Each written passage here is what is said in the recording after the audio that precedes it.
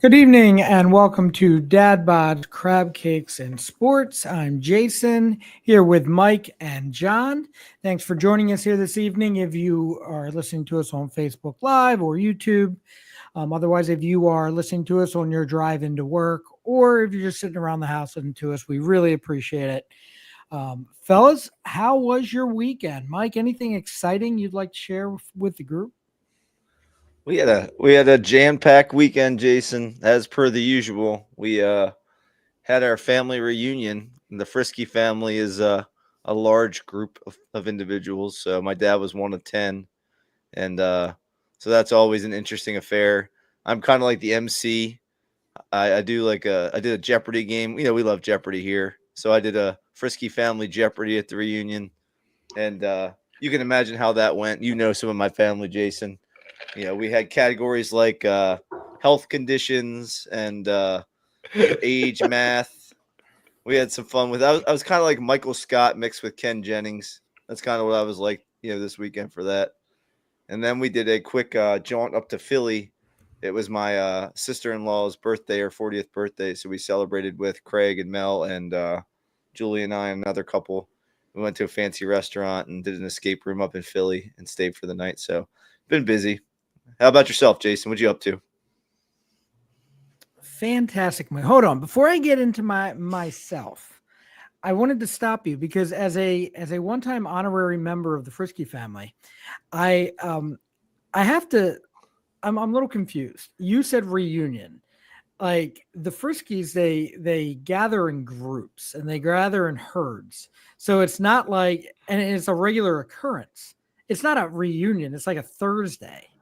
Like, I mean, so don't give me this reunion nonsense. Every time I see some of your family, they're in herds. There's like groups of 4, 5, 10.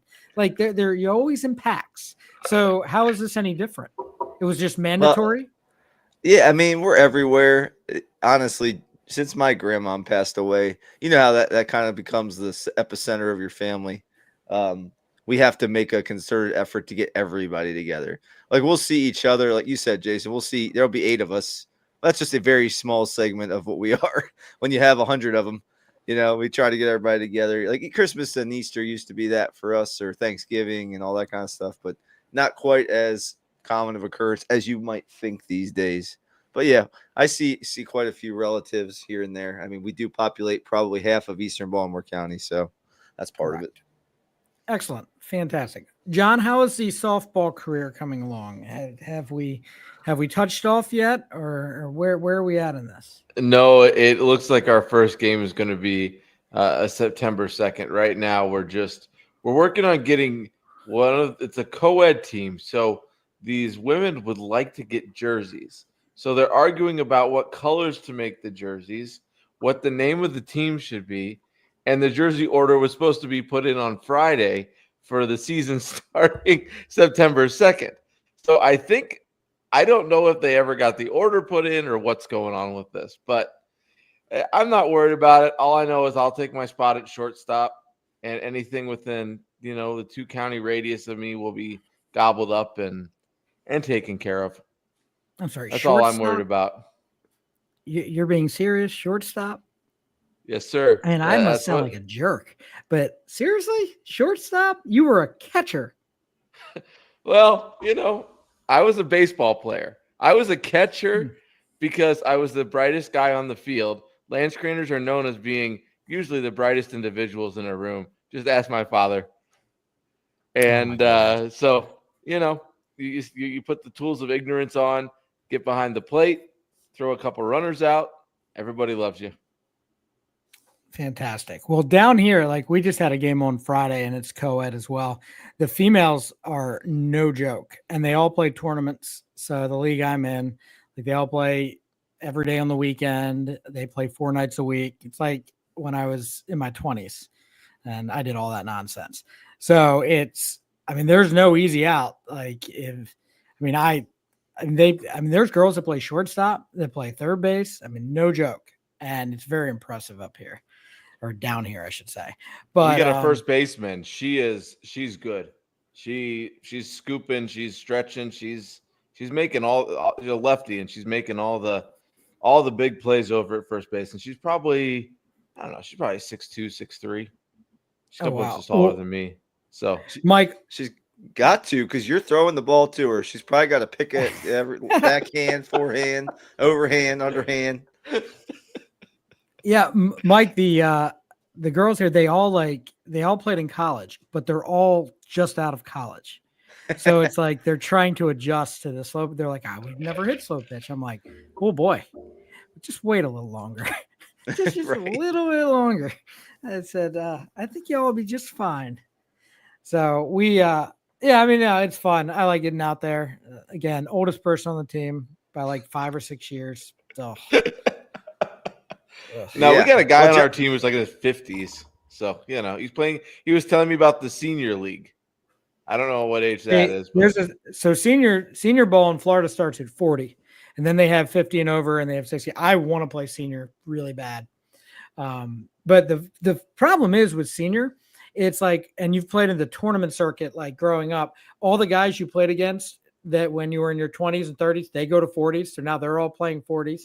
So you're stuck with everyone, like all the way up. And so, I mean, it's kind of cool in certain ways, but I mean, when my last year of tournaments, we had guys that were in their 50s that were our best players, and they played first base, they play third, they play the outfield a little bit, but they could hit the crap out of the ball and stuff like that. It's like you get into prime softball form when you're in your late 30s, early 40s, 50s, like right around that age.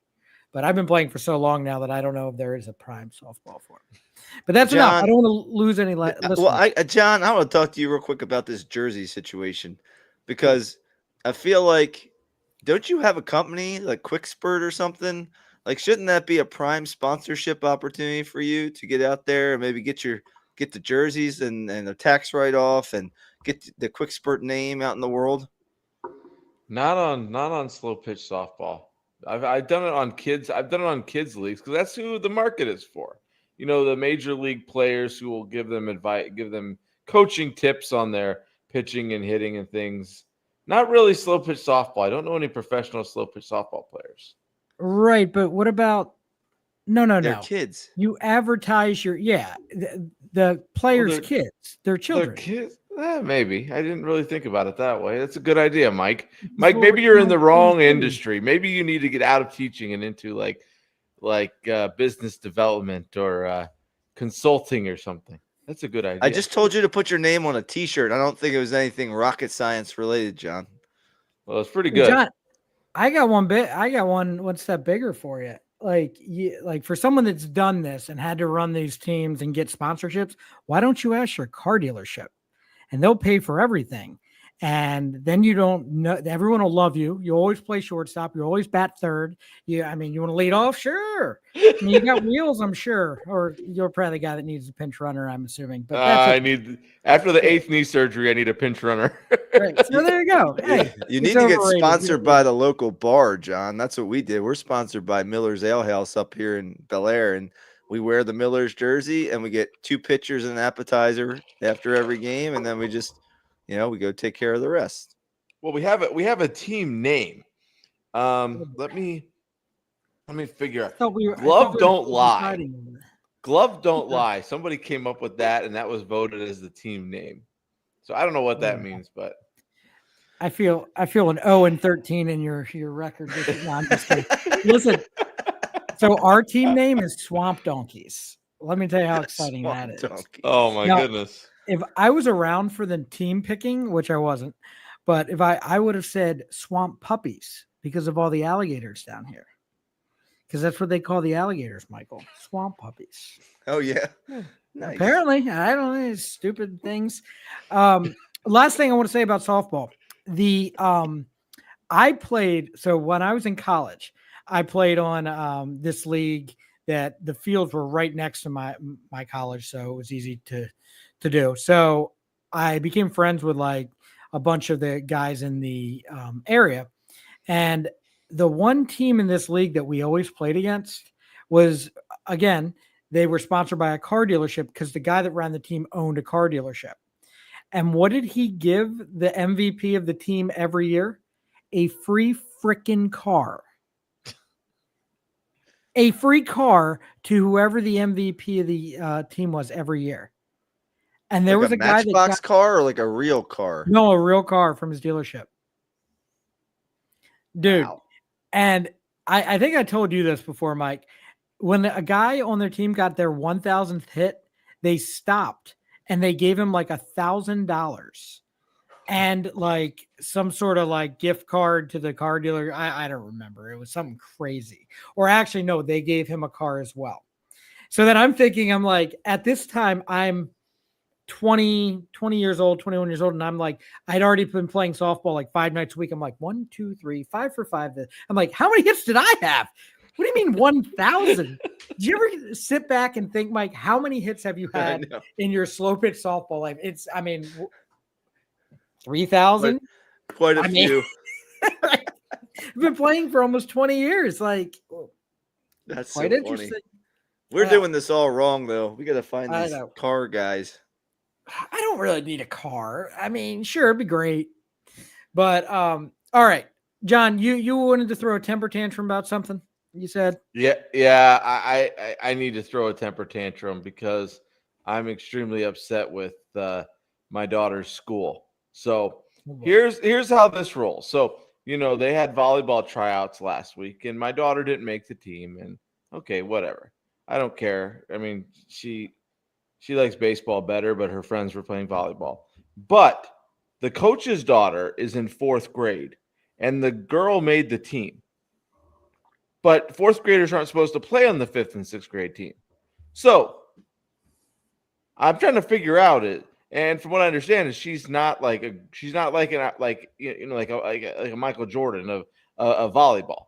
She's bottom of the barrel, maybe, of a team. And she only got on the team because her mom's the coach. So what I'm trying to figure out is why in the world you either have all the 4th graders try out or you have none of the 4th graders try out. Like, why are you allowing the coach's daughter to play as a 4th grader, but nobody else in the 4th grade class is able to try out for the volleyball team?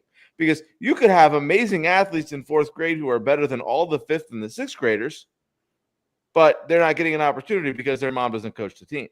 But some random girl gets to take a 5th or 6th grade slot because her mom's the coach on the team, even though she's not that great of a volleyball player.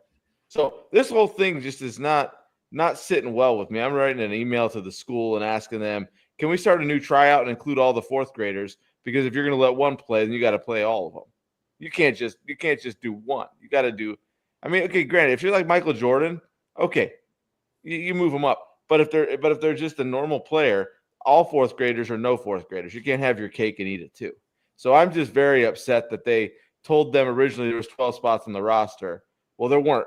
There were 10, and there were really only 9 because this 4th grader was going to be able to play.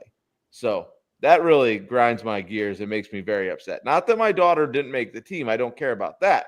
But I want the fairness of this all. Of you're either having all the 4th graders and giving all of them a chance to play, or you're holding it as the 5th and the 6th grade team, and that's how you're going to sit it. Mike, I feel as though you should tackle this one first.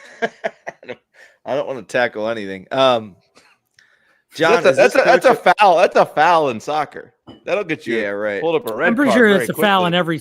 I'm pretty sure it's a foul in every sport except for football and rugby. John, is this coach a volunteer or are they paid? I don't know. I'm guessing they're volunteer. It's at a Lutheran school, so I'm assuming they have no money. I think you have to keep in mind that a volunteer coach is giving their time and energy and effort. So if you want to take the team, it's kind of nice that your kid could play, and if they have to be there anyway. I think you just got to think about the common sense piece of it. I know that's not the answer you want to hear, but my response to your email will be, then go ahead, you coach, and you take care of it. I mean, like, I will. I'm not going to lie to you. Okay. Well, that's, I think, part of it. I mean, I see what you're saying about the fairness aspect of it, but I think it's like we have lots of friends, Jason, that coach with the Lutheran schools, right? And we've probably seen kids get pulled up before, and it's a little different than public school for sure. I know there's a lot more flexibility within the rules. But I get your beef. They had a kid last year on John. the track team who was he was in 4th grade with my daughter, but he was faster than everybody else on the track team, like literally. And he he was winning races against the 8th graders. Okay, pull that kid up. But this lady's been coaching volleyball for like 5 or 6 years at the school. So her daughter's been still going to the games and practices and things anyway. But now you're deciding that it's okay to put her on the team as a 4th grader when no other 4th grader can play. It just Is rubs there me the wrong volleyball? way.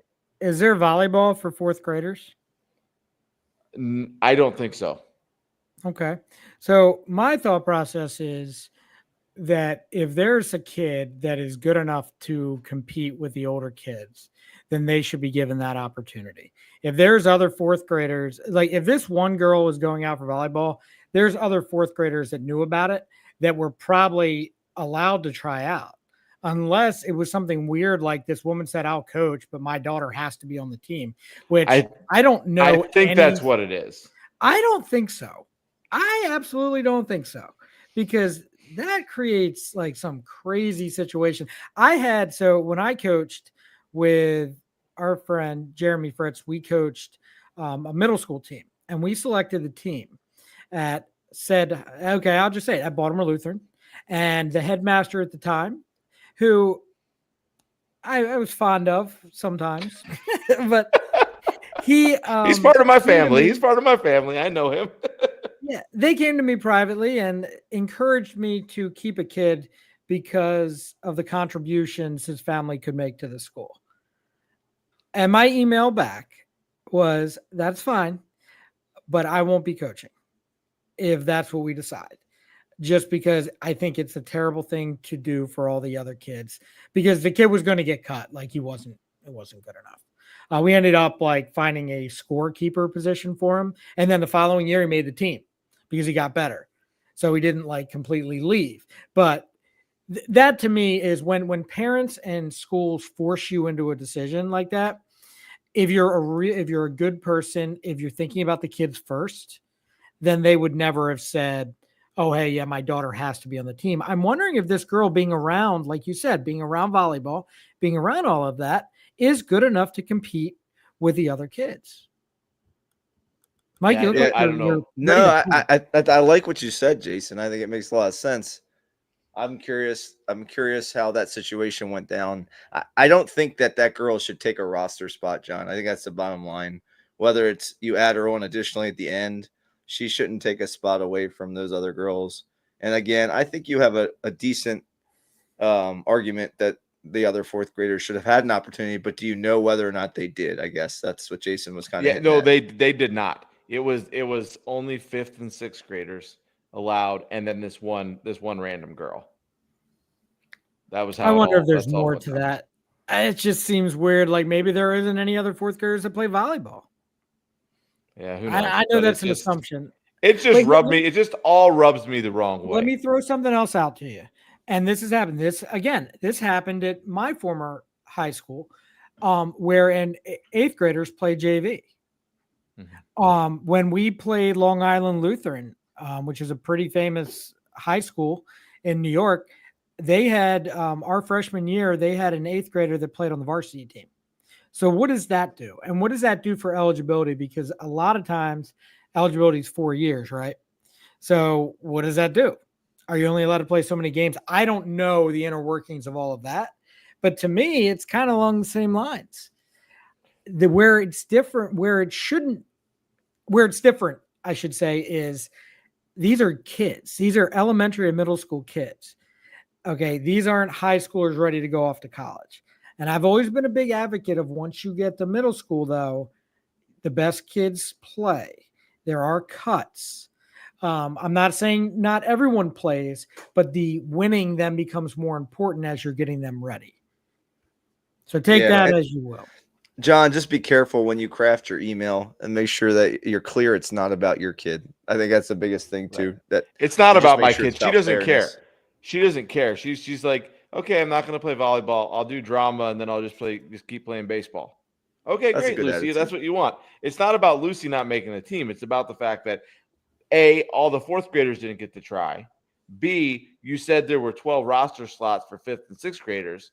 And then C, reality, there's 9 roster slots for 5th and 6th graders and 1 roster slot held for the coach's kid. And that's kind of what rubs me the wrong way. Then put 11 roster slots on. Give 10 for the 5th and 6th graders and then 1 to this other girl. And if she really is better, then the parents will see. And then the parents will make the decisions for the school fairly easily. We know that, right? If your coach's kid is playing shortstop and he literally can't catch the ball or throw the ball at the school, there's going to be a little bit of an uproar, right? And the school's going to have to answer to the parents. All right, let me give you some advice, John. And this comes from somebody that has definitely sent things and done things without thinking them through and being fired up. I would not send that email. If you would like your daughter to play sports at that school and also to play volleyball eventually if she wants to, and not because even if there's a different coach, like the stigma of you doing it is always going to be there. People are human, people, including yourself, but people can't separate things all the time. And you might be labeled as a troublemaker, even if you're not. So I would think twice here, dude. Seriously. Like this is something where it's like, you got to think the big picture. Is a real email just to make you feel better. This is your chance. Don't send an email, just rant now. Look, your belly, like this is fine. This is what we're doing. No reason to write an email. We're here for you, John. Don't write the email. Okay, that's all I got for that. All right. So, well, you guys are older and more experienced, so that's why you're good friends, you know? We've been friends a long time, Jason. Almost what? Over 30 years, right? I'm still alive, so listen. Don't write the email. Okay. So, the Baltimore Orioles, they played some baseball recently. Want to be clear that none of our predictions came true, right? Mine was the closest as I picked the Orioles to go 1-5. So that went real well. Mike, you said 2-4, and John, what did you say? Did you say 2-4 or 3-3? I said 4-2. No, you didn't. You said 2-4. You did not. No, I said 2-4. I said 2-4. You fool. You're a liar. We need to write this. We're getting old, guys. We need to write this stuff down because we forget. No. Well, I already knew the answer. I just wanted to hear it come out your mouth. So, yeah, man. Okay, so none of us were anywhere close. That's okay. 4-2, good week. Well done. Taking care of two first place teams essentially. Ish. They keep battling back and forth. 2 playoff teams in Seattle and Houston. But I specifically wanted to focus on Friday night and Brandon Young. Mike, I specifically remember as I'm watching this game, you saying last week, you're like, Brandon Young, not sure how he fits in next year, whatnot. I still am not sure how he fits in next year, but he was 1 out away from one strike away essentially at the time from a perfect game that ended on like a swinging bunt. And I kind of heard you guys talking about it before I got on. And I don't agree with you, John. That is a base hit, unfortunately. And I do think as much as that hurt, if the pitcher would not have attempted to make the play and it went to the third base, went to Westberg, I don't know what would have happened. It probably would have, he still would have been safe, even though Urias is one of the slowest human beings I've ever seen in my life. I just, by him picking up the ball and doing that and then making that play, it automatically made the answer for him. You know what I mean? It's like, oh, okay, the difficulty of the play, the pitcher accentuated the difficulty of the play by making an off-balance throw like that, and they've ruined it. So sorry, John, I'm going to disagree with you. That was a fantastic game and fantastic approach he had all game, but no, that was a hit. Now I will give you a rebuttal now. Well, I watched it. I watched it over and over and over again. And I don't think Westberg's going to play at third. I think he's just going to pick it up and eat it. But I think if Young sets his feet and makes a better throw to the bag, I think that there's an opportunity to make that play. He rushed it. He had the time to set his feet, take a small step towards first, throw the baseball, and he would have had it. And he got an error on it anyway because he threw the ball away. But, you know, it's so close, but I think I would have – I give it to Camden Yards, it would have made an error. If it's a Camden Yards, it's a home game. I think they're going to make it an error. And because if he gets a good throw, Urias is out, 100%. If he sets his feet, makes a good throw, Urias is out. But because he whips the ball wide of the bag and, gets the error on the throw, and then Urias gets second, he's safe. Well, clearly he didn't feel like he had the time to set his feet as everything happened so quick. And I heard Mike say that his heart was probably beating a mile a minute. Absolutely. Yeah, Mike, I mean, I can never imagine never being in that type of position, but it proves to me the fact that it ended on a swinging bunt just proves to me how dominant he was in that game. Yeah, I mean, I told you last week I wasn't quite sure about Brandon Young, and I know that he's had some pretty rough outings here recently, but to see the fact that he could put all that together in a start is really encouraging. I still don't like you, Jason. I still don't know if this is something that he can do consistently game in and game out, but we all know what confidence can do for somebody, and to have an outing like that against a pretty good baseball team in which you're basically completely dominant at the major league level is very, very impressive. My 2 cents about it, I don't know. You got to strip away all the layers of what was going on, and just you have to look at just the play itself. And if it's an error, if he wasn't going to beat it out, it's an error. And if he was gonna, you kind of just got to look at it that way to me. So I don't know. It's kind of a judgment call. I'm not upset about it, and I don't think he should be either, because it was a fantastic game. It's going to be the Brandon Young game, I think, from now on. So I saw that somewhere on the internet.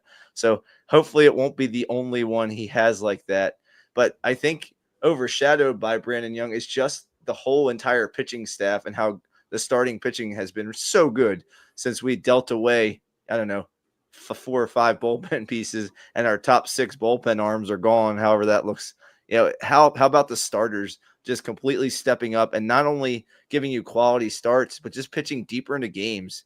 Even Dean Kramer threw 114, 15, something like that pitches tonight. And Mancelino's letting these guys go a little deeper into games, which is interesting to see. So I know, John, you were talking about your thoughts on Dean Kramer earlier. Yeah, I think Kramer's a guy that we need to sign to an extension. I think, just he's shown this season that, he's the only guy, he's the only guy left from the Machado trade. So, the way he's been pitching, we need to at least try to, I don't remember what his contract is, but he may be somebody that we want to extend for 3 or 4 more years. Hope so. Yeah, he's just on a 1-year contract. He'll become a free agent in 2028. So he's got it's arbitration. Right? Arbitration. So, but I think Dean Kramer is somebody who you might want to put a little thought into to sign an extension, because he's, again, 114 pitches, and then Young on Friday night was only at 93 through 8 full innings. So if has a perfect game, he doesn't give up that hit. Does Mancelino leave him out there? Absolutely. Well, so and this is what this young guy needs to realize. Just because he didn't pitch a perfect game doesn't mean he did not pitch the perfect game. Like, his plan, his execution, all of it was phenomenal. And that there's a lot to take away from that. And I'm just sitting here thinking, one of the things that the Orioles do not get enough credit for is their ability to fix pitching and to bring guys to certain levels based on what talent they have. If they have talent, they'll find it. I mean, look at the reclamation projects they've done. Look at Brian Baker. I mean, look at the finishing touches they put on Kyle Bradish when they got him from the Angels. Look at Tyler Wells. I mean, he was a Rule 5 guy.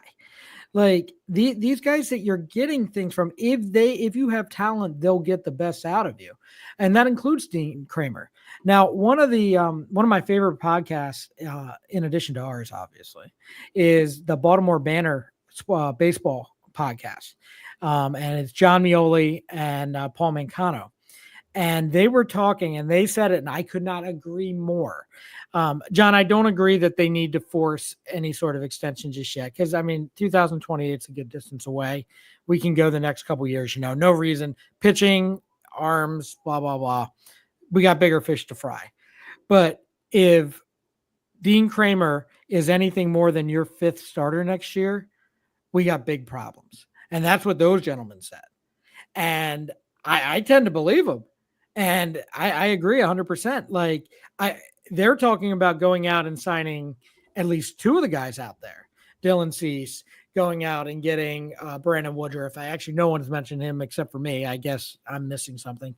But maybe Michael King, injury stuff, back on the IL again. But anyway, the point is they believe that they could go sign two more guys.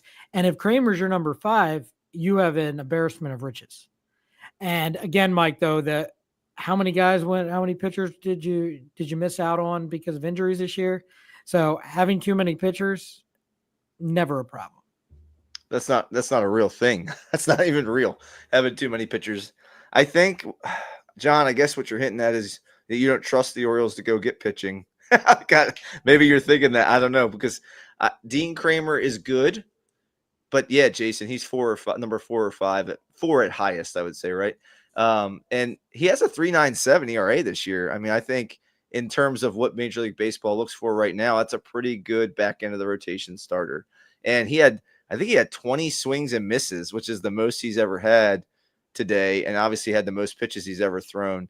If he can continue, John, to show the pattern of getting deeper into games and the ability to kind of be that, he's always had a knack to be a stopper when we've kind of needed him in the rotation. Jason and I have talked about that in the past. When you need a big game and we're kind of bleeding, he kind of comes up and steps up big. So I think he has it in him. But I would love to see them extend him. I think it isn't a hard extension to do. I think the fact that he is a back end starter wouldn't cost you too much money, and just to have some insurance in your pitching staff, like Jason said, you can't have enough starting pitching, and they could do that, Jason, and still go get the 2 guys you want. And I don't trust in Brandon Young or Cade Povich yet 100%, but they certainly should be in the mix for next year. And the more guys you have in the mix pushing each other, the better mix we're going to have. And we saw what that looks like this year when 3 or 4 guys go down. Yeah, and what those guys were discussing was essentially not having Povich or Young in the rotation because of the guys you're going out and getting and the guys coming off the injured list. So once you bring Bradish back, and like Eflin's going to be the one question mark, trying to see how healthy he is. And the good thing is, because you've had him in your camp for the last year and a half, you'll be able to talk to him, say like, okay, get into the medicals a little better to determine whether you're going to give that qualifying offer and what you're going to do. Or maybe it's a year with an option or something like that. But that takes care of 2 spots essentially. And the Grayson Rodriguez of it all, I'm not so sure you can count on him. So going out and getting 2 guys, fitting everyone in, I would love to try to see them do it. And if there's a problem, you can always trade one of them. Then you can trade Dean Kramer. Okay. Like, I'm not advocating we do it. I'm just saying, if you think you have too many guys, then you can trade guys. But it's funny because, yeah, I'm on board. I say they should get 2 pitchers, but I also think they should get at least 2 big bopping offensive players. So I don't think that the Orioles are going to spend $500 million on players, but I mean, I think that's what it's going to take. Well, here's the only issue with Kramer, and we've talked about this a lot, is he hasn't had Tommy John. He hasn't had Tommy John surgery yet. So you're going to have to gamble on him not ever having it, or within the next 3 years, him having the Tommy John surgery and, going to lose a full season at least, if not a little bit more, with him getting that surgery. So that's kind of the only thing that, I think is probably in the back of Elias' head, thinking, okay, we could probably lock him up for 4 or 5 years at a fairly low number, but we're going to lose one of those years to Tommy John. And then, what are we going to do at that point? But then here's my question for you guys, though, is do we need to go find another back end reliever?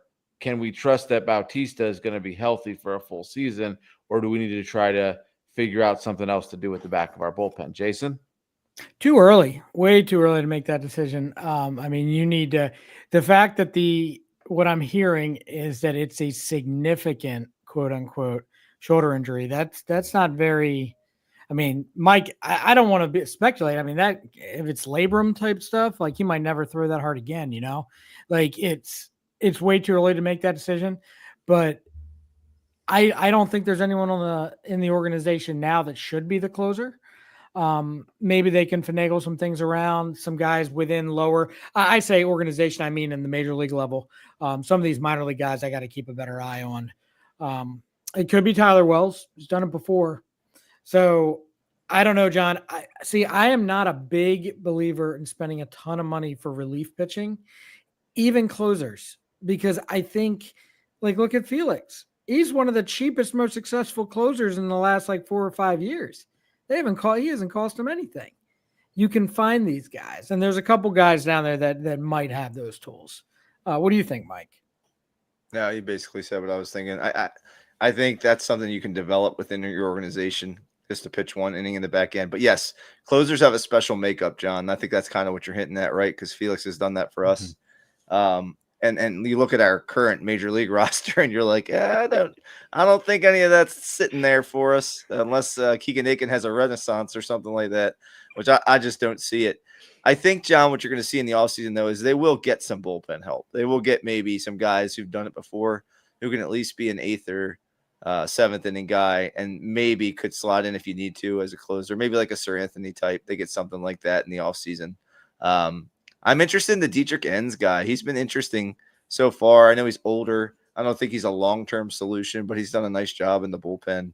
But I don't know that you go out and spend a ton of money on relief pitching in free agency, but I think that they get some a bulk effort at some guys on the free agent market.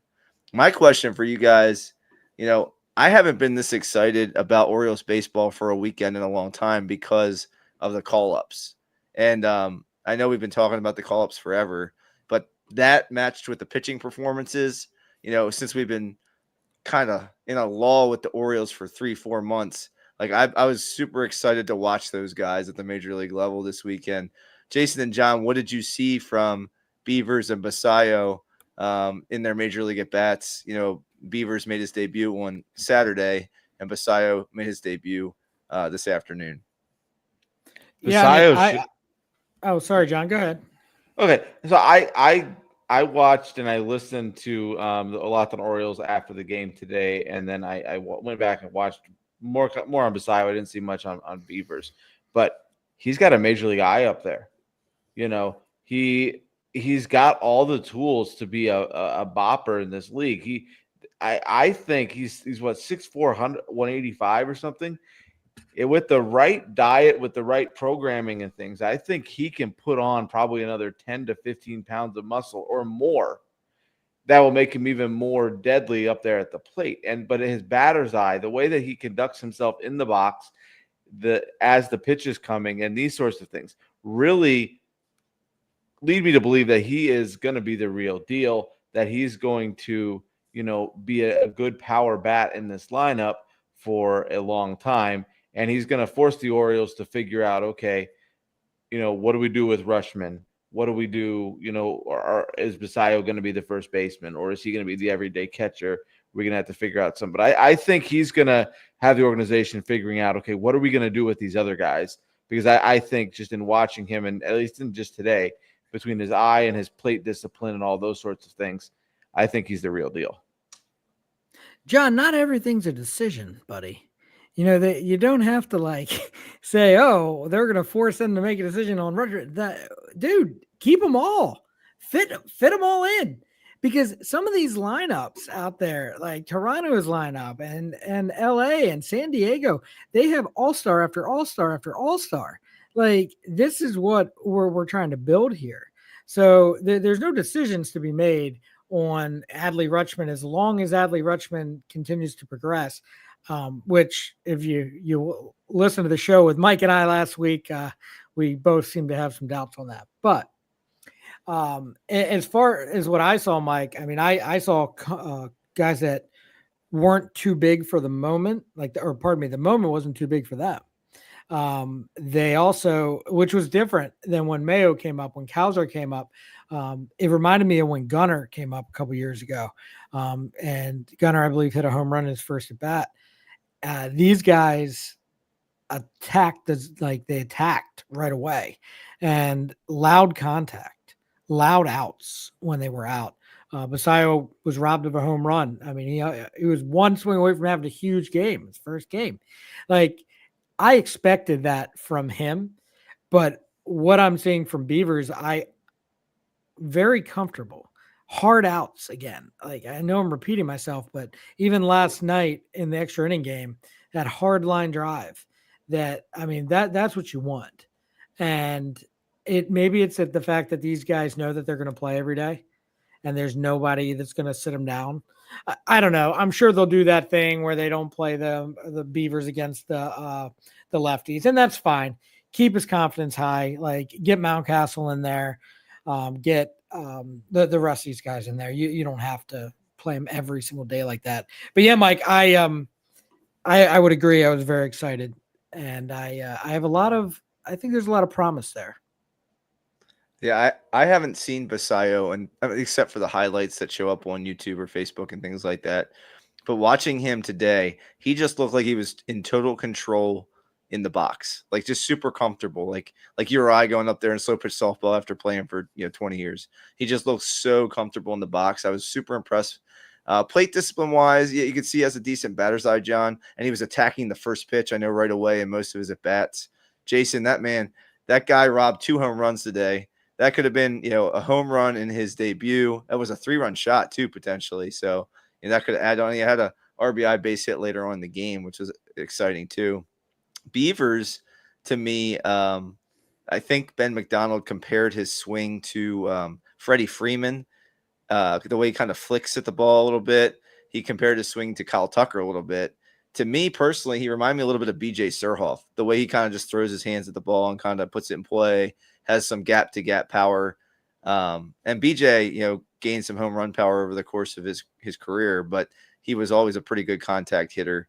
I think that's what Beavers reminded me of. And he drew a walk, I know, today, so he clearly has some plate discipline as well.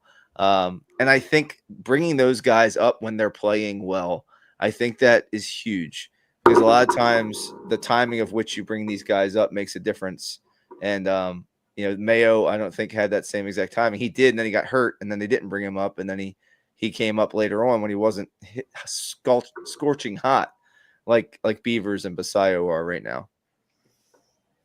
Yeah, and to me, it could be like the fact that they were both healthy Beavers was healthy all year. Basayo early on was, and they were able to get those constant swings, not in and up and down. They just were there all year, not worrying about coming up and playing off the bench on a pennant team, anything like that. They were able to take their time. And then, because that's what you really want, right? You want them to be able to max out at every single level. And for me, those guys don't belong down there anymore. And hopefully that's it. They don't go back down. To me though, it's still, you put some veteran bats around these guys and you make them even more dangerous. But something I wanted to touch on that it goes back, that will go hand in hand with this, is back to with the Orioles being able to fix guys and get the best out of them. Like with being around Trevor Rogers, Brandon Young's with Trevor Rogers every single day. And he watches him and he watches how he's working and how he's improving.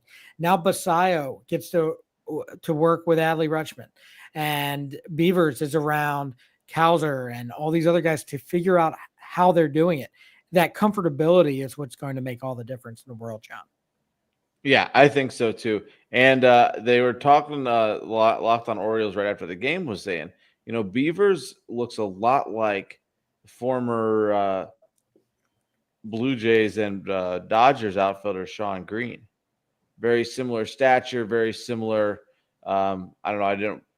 Sean Green, I think he won the Rookie of the Year, and he was in the MVP voting and things like that for the Dodgers. But Beavers could do that. But I really do think so too, Jason. I think if we can bring in a couple experienced bats to kind of, again, mentor these young guys and get them to see, this is the way the major leaguers do it. And, this is the way we should work. Things will get even better because, AAA, you're clearly the cream of the crop. But then once you come up to the major leagues, you're just another guy. You're not that guy anymore. And then they have to learn, okay, this is the way that in the big leagues you have to prepare. This is the way you have to. And, prime example, Jackson Holiday. Jackson Holiday took him a while to learn, this is what I have to do to be successful in the big leagues. And now he's figured it out, but these other guys, though, I think that's going to be their thing. Is just watching, learning, and really trying to take as much in as they possibly can. Absolutely. And yeah, I mean, again, time will tell exactly Sean Green hit 300 and almost 330 home runs in his career. So I'll take that. Every guy that you guys mentioned, BJ Suroff, sure, I'll take that too. Again, it's about adding to this team. And if they can do that, like if they throw the same, because I was looking at the lineup today, potentially, if they do it the Oriole way that they have been doing things, this could be the lineup next year. But I really hope they do a couple little tweaks in there and bring in Pete Alonso or Kyle Tucker or somebody like that. Again, we have plenty of time to discuss all of that going forward. But we do need to give our predictions for the next week as the Orioles travel to Boston and then back home against Houston for 3. So all this over this next 6 games, John, what is your prediction? I think they're going to go 4-2. Okay. That's cute. All right. Mike, what do you think? I think they go to Boston for 2 games, right? And then they go they have Houston at home for 4. I think they split both those series. I'm going to say 1-1 at Fenway and 2-2 against Houston. I think their starting pitching has been lights out for the last week or two, and I think they're due to kind of take a step backwards, especially Fenway being so hitter-friendly. And Houston, I just don't think 2 series in a row you're going to keep their offense as quiet as we have. So I just have some concerns just based on what I feel more so than what I know. And we do have a super young lineup, so I think they're going to have to make some adjustments over the course of the next few weeks. So you're saying 3-3, is that correct? Correct. Oh boy. So before I asked you guys to go, I was going to say 3-3. I'm going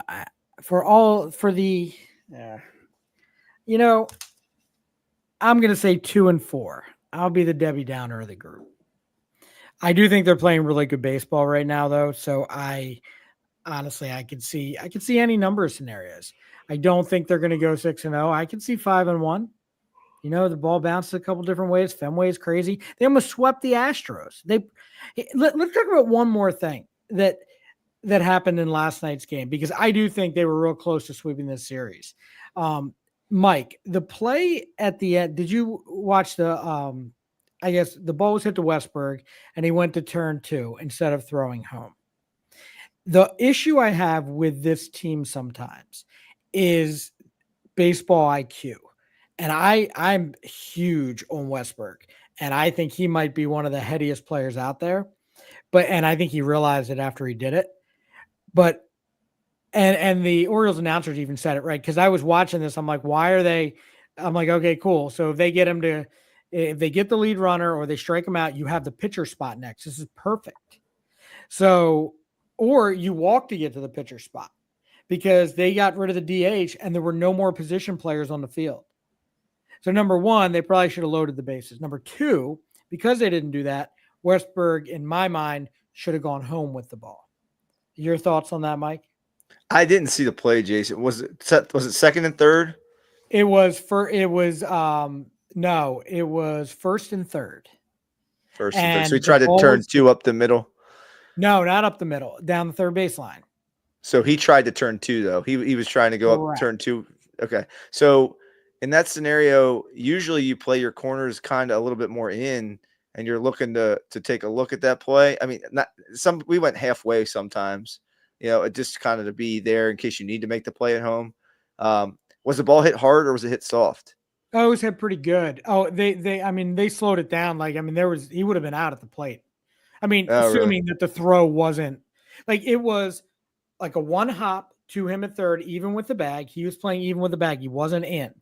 So they were playing at almost double play depth, right? But if it's coming from the dugout, which it potentially is, to me, that's the wrong call. Again, you have to think one step ahead. Who's coming up next? The pitcher's coming up next. I'm with you, Jason. I think if they dictated the depth he was playing at, that dictates what you do when you get the ball, as long as it's hit hard enough. So that's not on him. If it's a mistake, that's on coaching. Because if I'm playing in, I know I'm going home. If I'm playing back, I know I'm trying to make the force out second. So I think it depends on what's set up. That's a good point. Yeah. John, your thoughts? So I just watched it, and if you watch how he fields the ball, the call from the dugout was to get double play, because he was lined up, his chest was towards the first base line. So in order to make the play at the plate, he would have had to turn himself, reset his feet, and throw home. Because on that play, as a third base coach, it's your call on it to send the runner or not. So I think in Westberg's head, he was thinking, and probably Mancelino's head too, he's thinking, okay, Correa on a ball hit right at the third baseman, he's probably not breaking to the plate until the ball is thrown. So we have an opportunity. And then that was why Westberg's feet were set to throw to second when he fielded the ball, and then it wasn't a good throw to first base. It was a short hop, and if it had been a strong throw, they may have got who I didn't see. The runner was almost there anyway. But I think the call from the dugout was to go for two, because Westberg's feet, if you watch the video, they were set to throw right to second base when he caught the ball. And I guess what I'm saying is it's the wrong call. Yes. In my opinion, yes. You can, at that point, honestly, I would have put the guy on. I would have walked him intentionally, and I would have faced the pitcher. If you strike him out, you take your chances with the next guy. You still have a runner on third. The winning run doesn't move. It's still on third base. So you walk him, you put the guy, but then you are putting a little pressure on your pitcher, but you're facing a pitcher. There's no other positional players left to hit. I don't know. To me, it's like that's how my brain works. I'm always thinking one step ahead, so I expect them who are doing it professionally to do that as well. So here's the other thing is Westberg should have taken a glance over at Altuve at third base to see what he was doing, because your other play there is just catch the ball and hold on to it, because then you got the bases loaded with the pitcher coming up. That's your other. I mean, I've done that. I've had players do that option too, and hit a ground ball right at you, just catch it and hold it if the runner's staying at third. Hey, he took off on contact. Right. No, I know, but he should have looked. He didn't look at all. If you walk the guy, you take the decision out of his hands. I like that too. So yeah, I know, Jason, you said, it puts more pressure on the pitcher, but come on, man. You're facing a pitcher. I don't know. Yep. And I would have taken my chances. There's nobody here in Baltimore that would have complained if they would have intentionally walked him. Now, again, I'm not saying that cost them the game, because you still would have had to come through in the next inning and blah, blah, blah, blah. But it would have kept the game going in my eyes. All right. We're going to switch gears here. We're going to go to the Ravens. Another successful preseason win, as I'm sure everyone expected. To me, they just dominated from the beginning to the end. A couple little things here and there. Got out of it pretty unscathed. A couple little dings here and there. What are your thoughts, Mike? It was nice to see some of the young wide receivers get an opportunity to shine. That's what we asked for in the first preseason game. And to see Tez Walker have, I think, 4 catches in the first quarter. And they were contested, a bunch of those catches. And really excited about what he has. I know, Jason, you were really a big fan of Tez heading into the season, regardless of the fact that we have Hopkins on the team. The question, I guess, now is how does he see the field, and does he see the field? But to me, that was a big plus for him to have that kind of performance going into the last preseason game. And John, is there anything you want to talk about that doesn't include the words Mike and Green?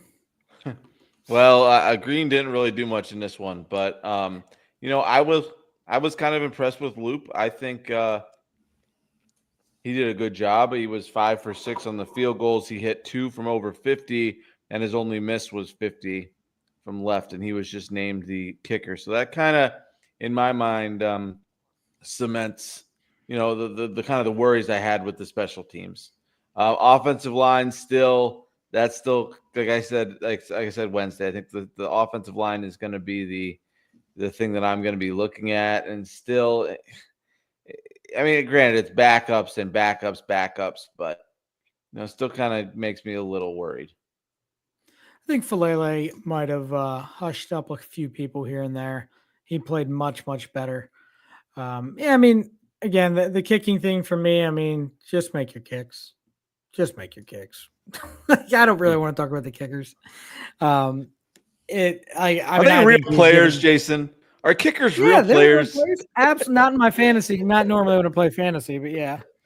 I usually like to play in leagues where we don't have kickers, but that's a different story. Yeah, they are real people. Dude, I'm not going to sweat. We have bigger fish to fry. Okay. I mean, if it comes down to a 46-yard field goal tied in the AFC Championship game, we can address it at that point. But just, I mean, look, if this kid goes out there and he costs them 2 games or a third game, they will cut him and move on. They're not that invested. Like, they are invested in him now as a starter, but they've done it before, Mike. They've cut these guys to get to where Justin Tucker was.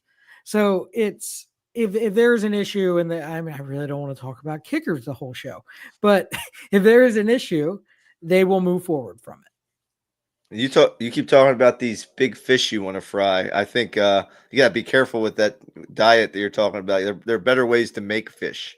You can bake fish. You can grill fish. I'm just saying, healthier ways to make the fish. No, terrible. You can sushi fish. Oh my gosh! Only I think the kicker, John. The kicker's under the microscope because that area of the game can impact the team in the win-loss column pretty easily.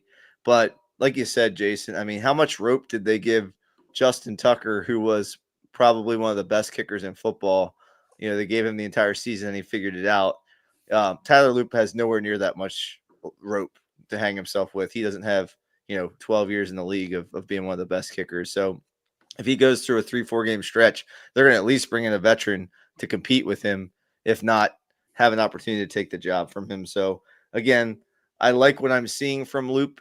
It's clear that he can make the kicks. It's just going to be the mental piece. Can he do it in a tough spot in a regular season game when we really need it? So I liked seeing Higgins. Is it Higgins, the outside, the other linebacker from Iowa? Excuse me. I think he had 6 tackles, 1 for a loss.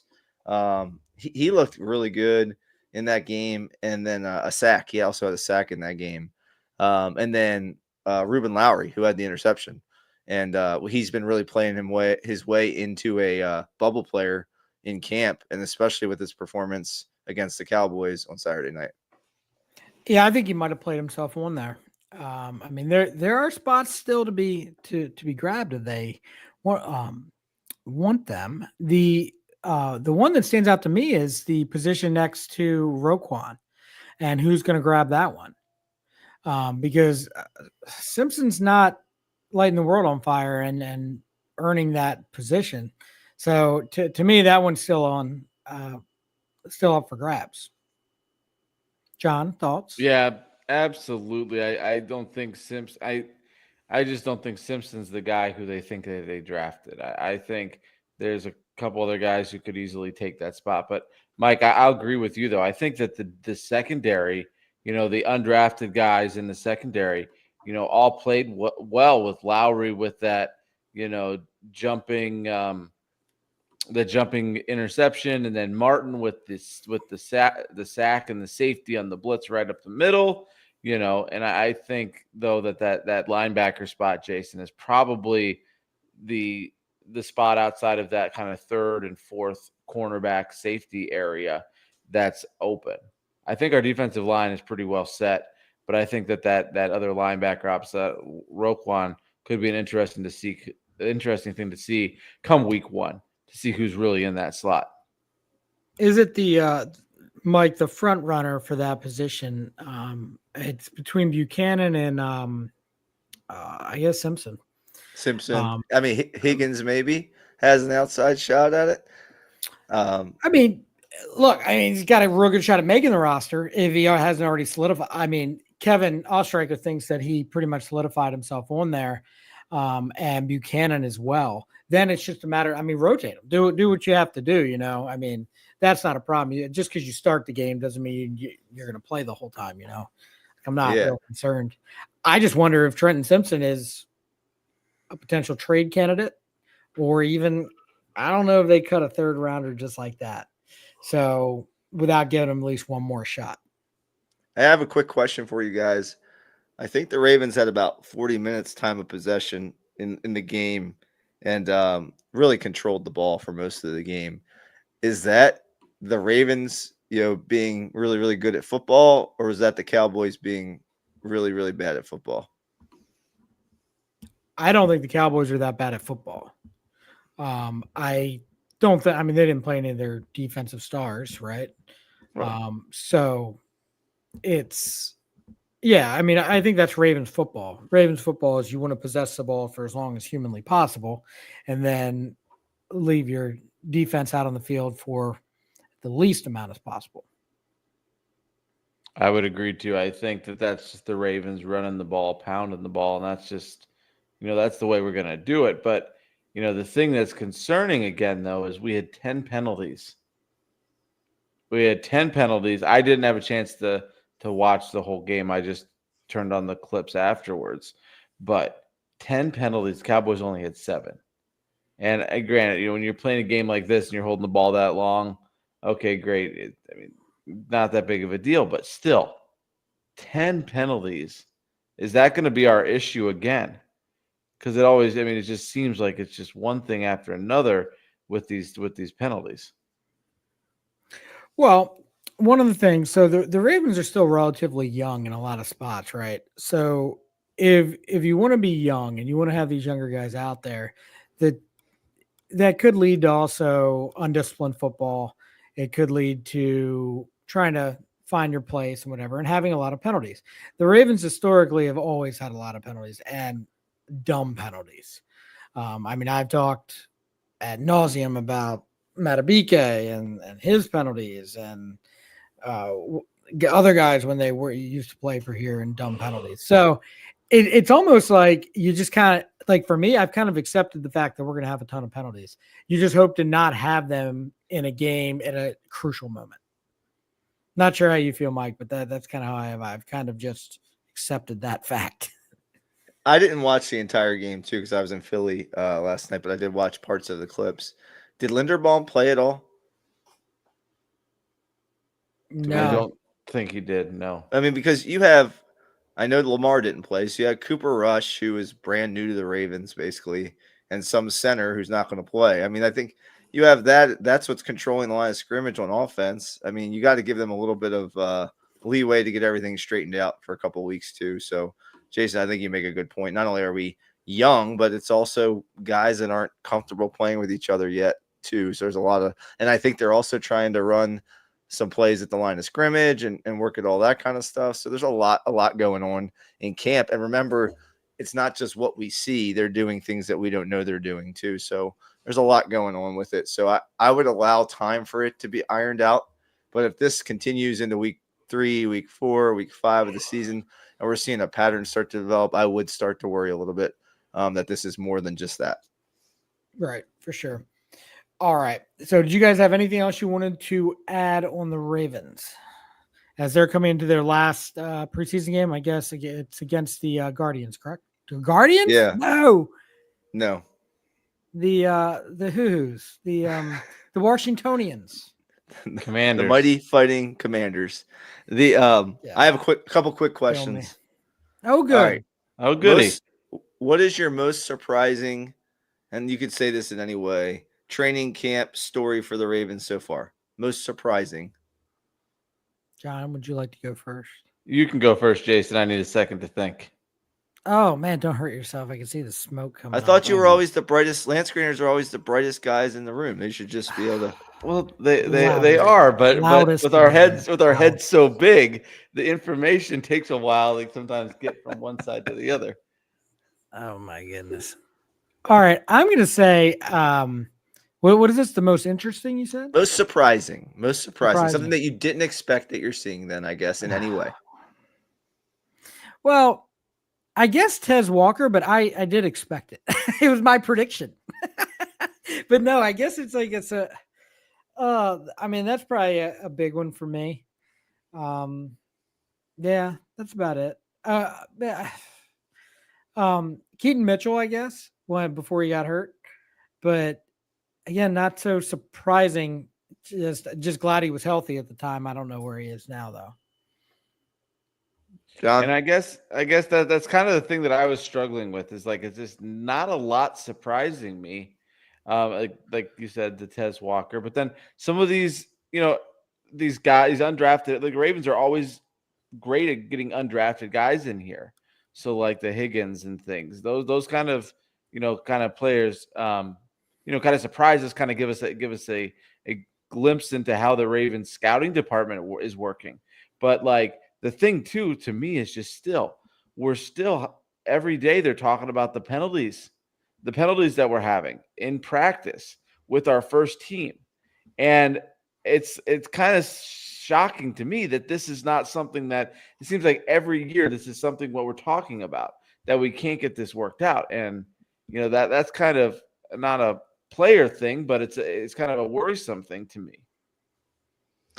Yeah, for me, surprising wise, I didn't expect LeJontay Wester to have such a quick impact on the team as a returner. I know that's why they drafted him, but that doesn't always pan out like that. We've done that before and not had that same impact from players. So that's number one for me. I also was surprised at how early they cut Hoyland for the kicker battle. I thought that might go a little bit longer in camp. So those are the two things that kind of came to my mind when I was thinking about it. Didn't they need that roster slot? Wasn't that the reason they cut him, was because they needed the roster slot for a running back or something? I wouldn't read that far into it. Okay. Yeah, they have one now for the running back, but what about the fact that now this kid gets to take all of the kicks and any jitters, anything he has, he gets all of them now. To me, that's huge. So that's probably why they did it. They're like, okay, we brought him in. We want him to know that, look, there is somebody else here, so don't fuck up. But what did he do? So this is where we're at right now. At least that's the way I see it. All right. Interesting. All right. So of the players, that we anticipate being on the Ravens roster coming up this season, who do you anticipate, as far as being the breakout player of the year for the Ravens? Breakout player meaning someone who hasn't done it before. John, should we just let you go right now? It doesn't have to be Mike Green, John, and you can't say Mike Green, John. You have to give me a different response. That's gonna be my pun. If I lose on next Sunday, that's gonna be my punishment, that I can't say anything about Mike Green. But I did tell my brother in Shanghai to be on the lookout for a Mike Green jersey to send back, because he buys me Ravens jerseys at the Shanghai market for like $5. And so I asked him to be on the lookout for a Mike Green jersey. That's fabulous. But I think the breakout player is going to be Charlie Kolar. I think that he's going to get an opportunity. I don't think they're going to throw Likely right back in. I think they're going to make sure that his foot is completely healed. And I think he's going to get a lot of playing time, at least within the first 3, 4, 5 weeks of the season. And I think he's going to break out and show you that, he really is an athletic tight end. He is a good blocker. He understands the offense. He's been here for, his entire career, and that he can do the things that Mark Andrews can do, but he's a little bit more athletic version of Mark Andrews. And I think he's going to be the guy who's just going to really show up and show off. Jason, what do you think? Mike Green.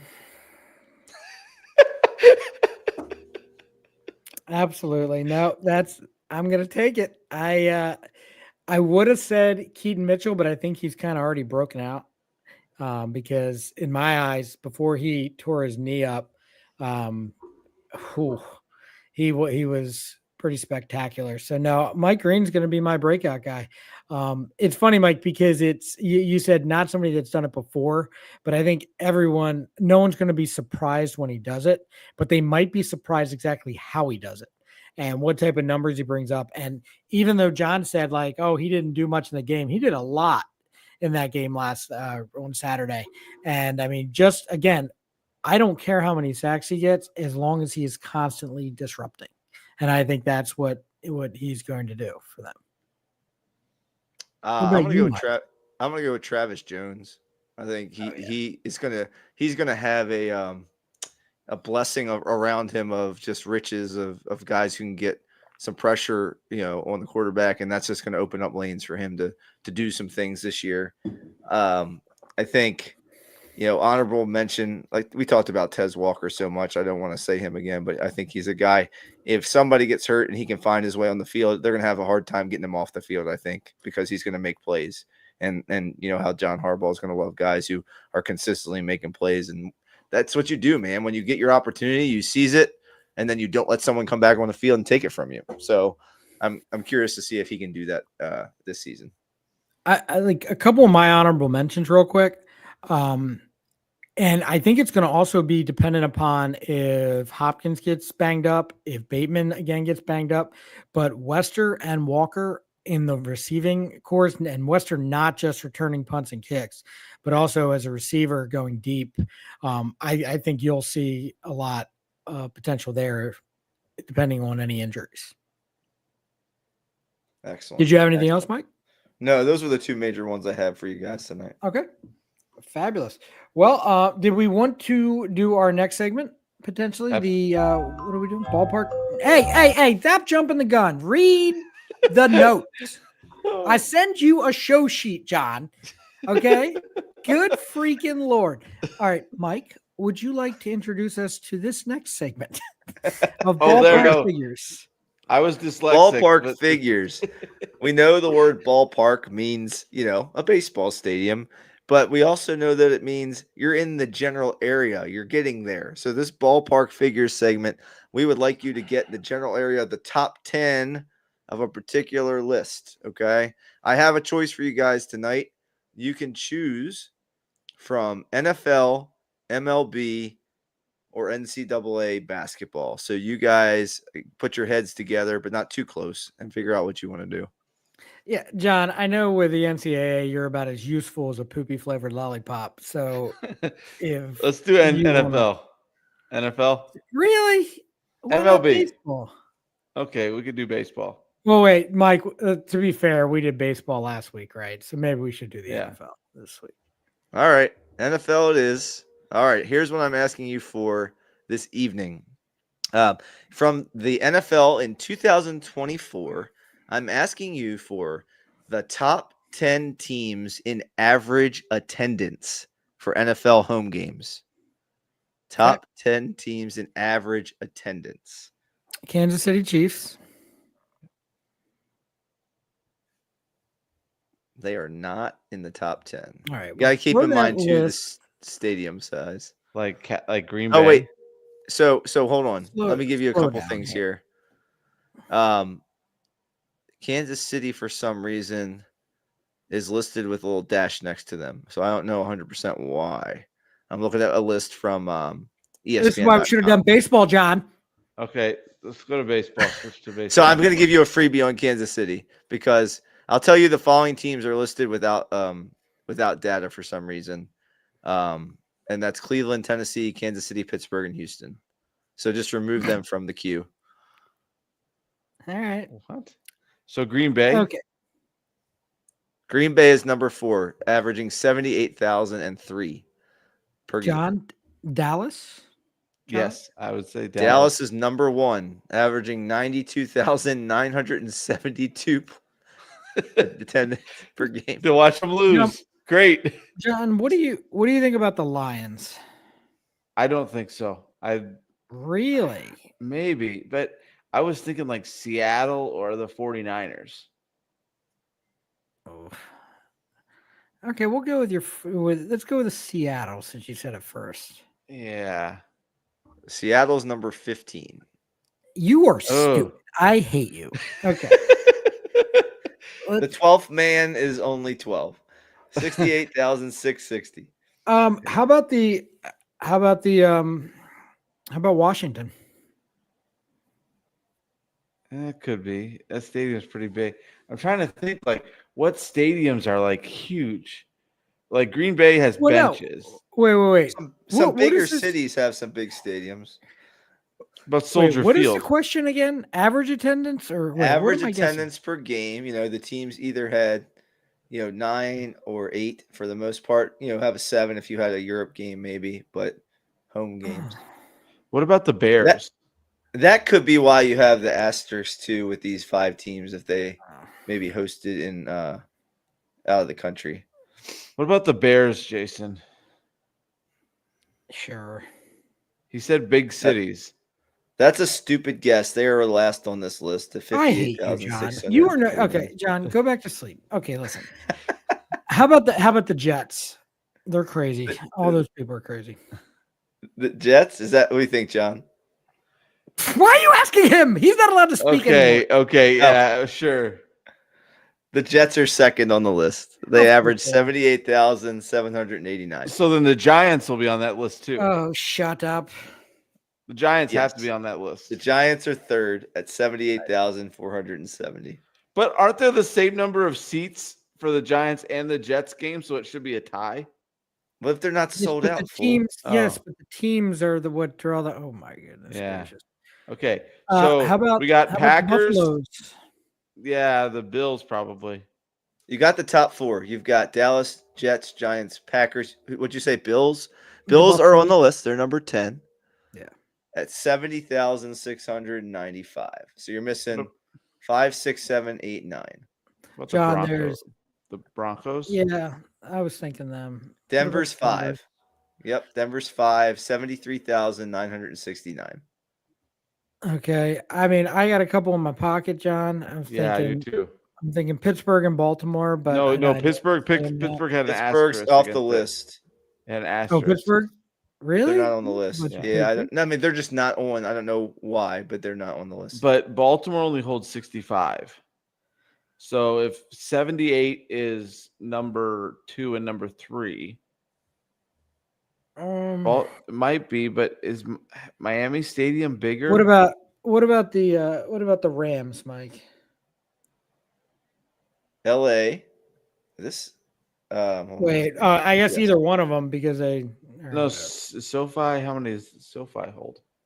A lot. Yeah. Yes, What about the the- Rams are 6th on the list with 73,194. What about the I wanna Chargers? say- No, no one watches football. These guys are at the beach and stuff. I don't care about that crap.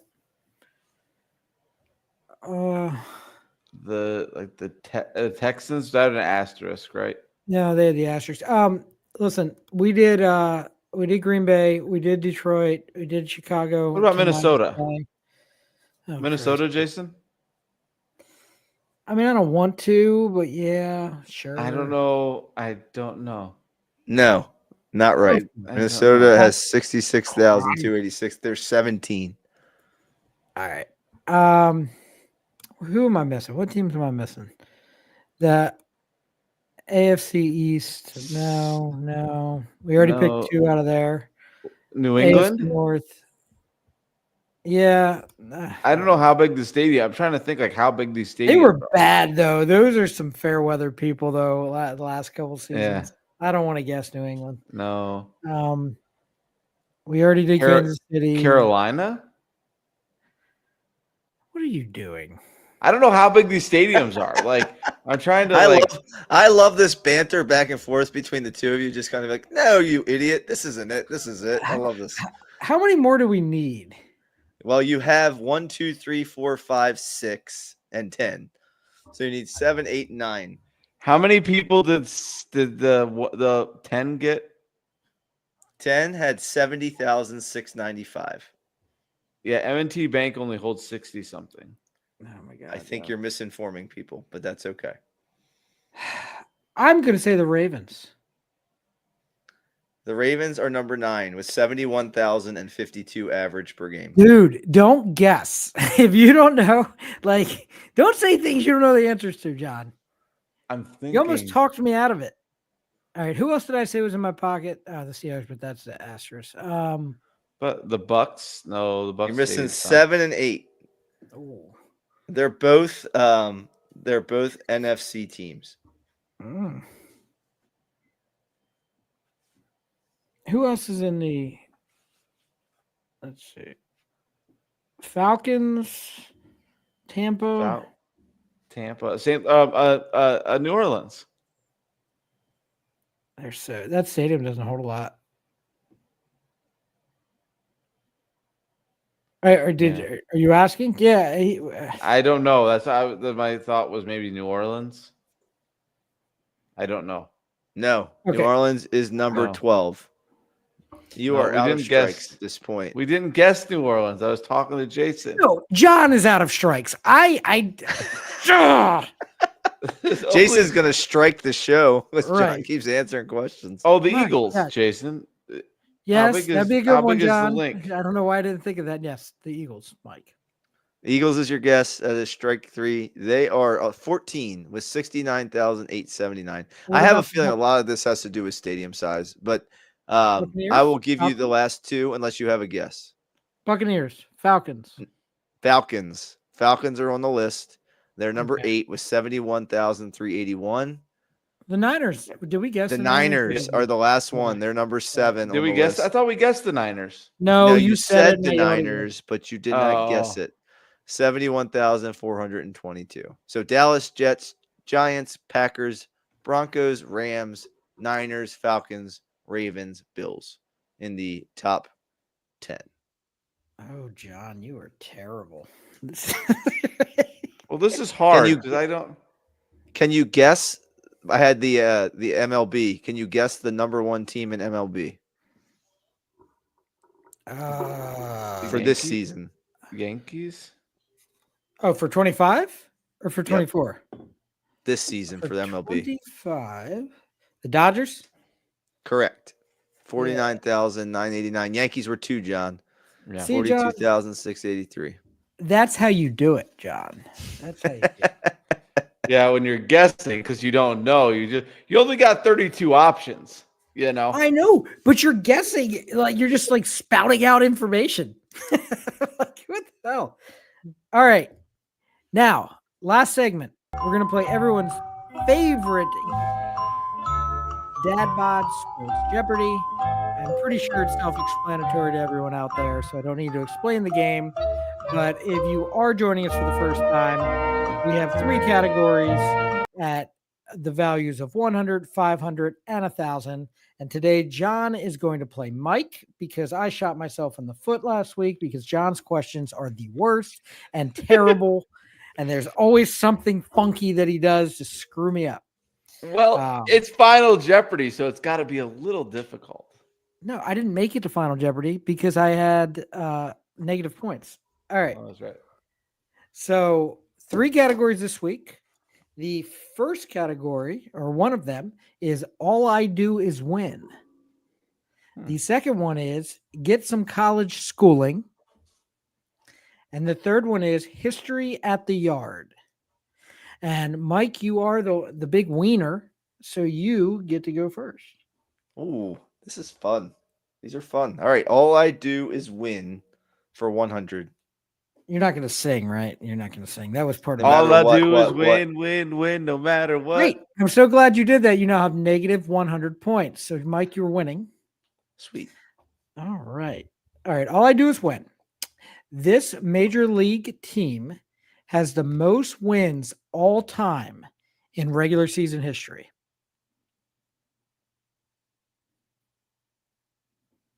Five, 4, 3, 2, 1. Any guesses? New York Yankees or Cardinals? I don't know. No, Mike. You are incorrect both times. It's the Well, San that's why I Francisco didn't answer. San Francisco Giants with over 11,000 wins. Does that include their time in New York? No, this is just the San Francisco 49ers or the Giants. All right. For oh wait, are we doing 500? Or are we doing something different? Let's no, college 100. All right. Get some college schooling for 100. The Baltimore Ravens have drafted more players from the University of Alabama than any other school. Who is second? Who is these? Pardon me. What school is second that they have drafted the most from? 5, 4, 3, 2, 1. They've only said this like a million times during any draft. University of Miami. False. Mike, guess? Oh man, Oh, I you don't know know. this, Mike. Maybe Oklahoma. Correct. And you would have been correct. And you would have won Oh, $1 well. million. Dadgummit. Okay. Next category. Let's do college again for 500.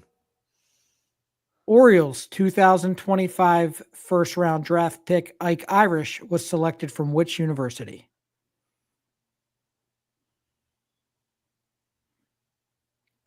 Five. John. Yes, John. Auburn. Correct. Well done, John.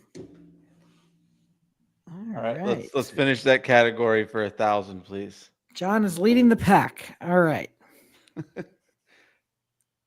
For 1,000, 2001 national champion in college basketball, Byron Mouton transferred to the Maryland Terps after 2 years at this Mike. University of Texas. False. John, would you like me to finish the question? Please. 2001 national champion Byron Mouton transferred to the University of Maryland after 2 years at this college.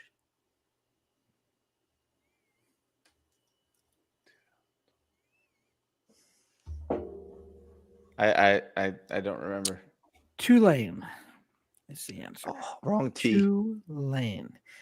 All right, Mike. Another guess. Another category. No, I think John has the board. All I do is win. All I do is win. Oh, that's right. You did get something. Okay. I got 500. I've been bad. Okay. John. Okay. For 500, this NFL player holds the record for most MVP awards won with 5.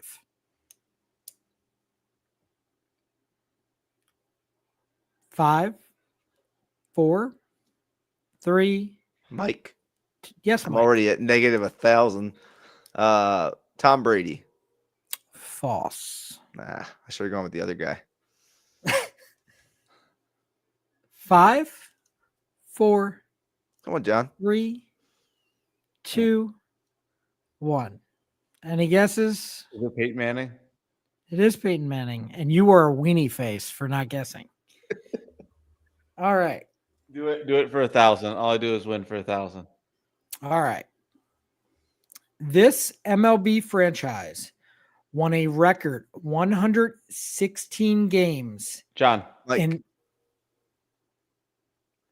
Okay, John. What Seattle is it? Mariners.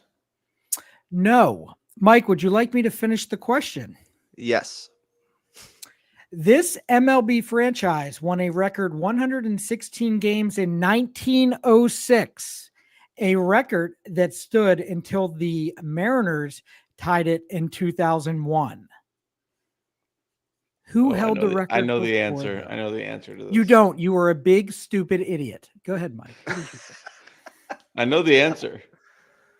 I have to guess because I'm already at like negative 1 million. How about what's a good team at baseball back then? 1906. How about the Yankees? No, Michael. Chicago Cubs. You are correct, John, after you were already wrong. All right. So just to add I'm going to set a record tonight, baby. Yeah. So, John, you have negative 500. And Mike, you have negative 2,500. All right. So, Let's see. We did all of that. And we did get some schooling. Okay, so the last one, history at the yard. All right. So you guys want whose turn is it, by the way? My turn. Let's go for Okay. 100. All right. History at the yard. This player has hit the most home runs all time at Camden Yards. 5, 4, 3, 2, 1. Wow, neither one of you? Guesses? You know he has to be an Oriole, right? Right. Well, They I'm trying play to a- think I don't know. who's They been play here. 162 games. What'd you say, Mike? Chris Davis? I'm not sure. That's a Mark- okay guess. Markakis? No, Adam Jones, guys. Adam Jones. Adam Jones. With 145, just so you know. Right, 500. All right. This pitcher holds the record for most strikeouts in a game at Camden Yards. The answer is 15, by the way. Well, that's not the answer, but you know what I'm saying. 5. Is it an Oriole or 4. did you say pitcher? Sorry. It's a pitcher. So it doesn't 5, have to be an Oriole. 4, 3, 2, 1. Wow, you guys are hurting my heart. It's Mike Messina, for crikey's sake. I thought I made these too easy. Oh, by the way, he did it in the ALCS game 7, by the way, Mike. That's pretty impressive. Yeah. All right. Okay, 4,000, the last one. This player became the first player to hit 4 home runs in a game at Camden Yards in 2012. John. Yes, John. Josh Hamilton. You are correct, but no one loves you anyway. So there is that. All right, so you bounce back into the positives, John, for the victory. Mike, you have negative 1 billion, and John, you I'm gonna bet 0 on Final Jeopardy. Come on, man. All right, Cowboy. Final up. Jeopardy. You're really betting 0. All right, so I'll bet $4.99, so I end up with $1. That's right. perfect. $4.99, Final Jeopardy. Jason. Final Jeopardy category, Triple Crown winner. All right. The last player to win the Triple Crown in Major League Baseball.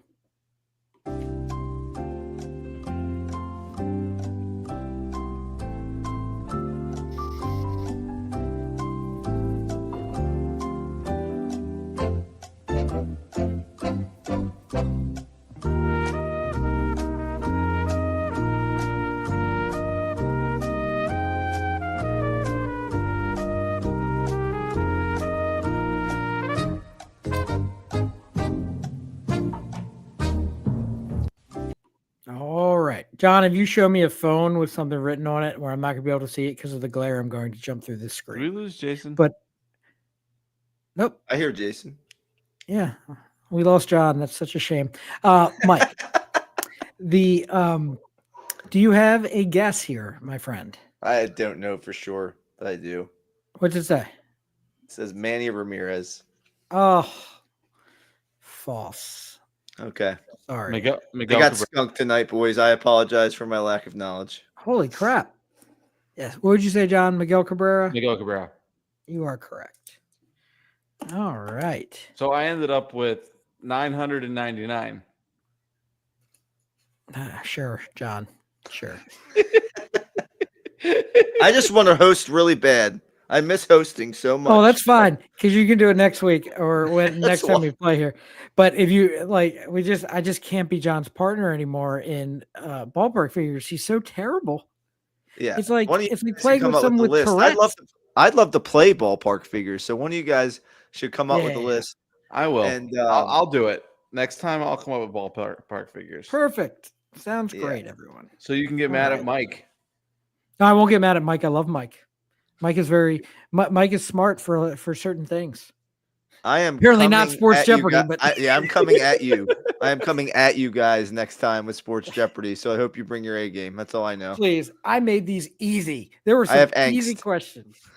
Let's see. I would have thought the Josh Hamilton one was the easiest of the ball of the yard by the numbers or whatever. So I was really hoping that this was going to be close because I knew I was going to get one of you with the Cubs and the Seattle The Mariners one. Yeah. Because I'm like, I'm just going to say it like this because I know John is going to jump out of his shoes. You almost did it too, Mike. I know. And I was like, Mike oh. didn't. Mike didn't know. See, I knew both Oh, answers, so it all works out. Nope, not Do the you one want that a cookie? counted, sunshine. All right. Mike, John, is there anything else you guys wanted to touch on this evening? Not this evening. Scotty Scheffler won the BMW here in Baltimore. Good job, Scotty. Oh, He's really good at fabulous. golf. Did Mike, did you get out there? I guess you didn't get out to any of the, did you? No, I went last time it was here. But they really changed the course. They lengthened the course. They changed it to a par 70. They made a couple of par 5s into longer par 4s. So it was different than the layout I went the last time. But they're coming down to it when it comes to the Tour Championship. So it should be interesting here. Fabulous. Well, just a quick housekeeping note. We are down to 2 spots for our first ever fantasy football league. So if there's anyone else out there that hasn't played and that wants to kind of test their luck, they want to do it, or if you're just an avid fantasy player, come try to take John, Mike, and myself down. I'm pretty sure you'll be fine taking John down. But if you would like to really challenge yourself and take Mike or Jason down, we can go ahead and do that. But I think I've beat up John enough tonight. So, Mike, if you want to wrap this show up, we are good to go.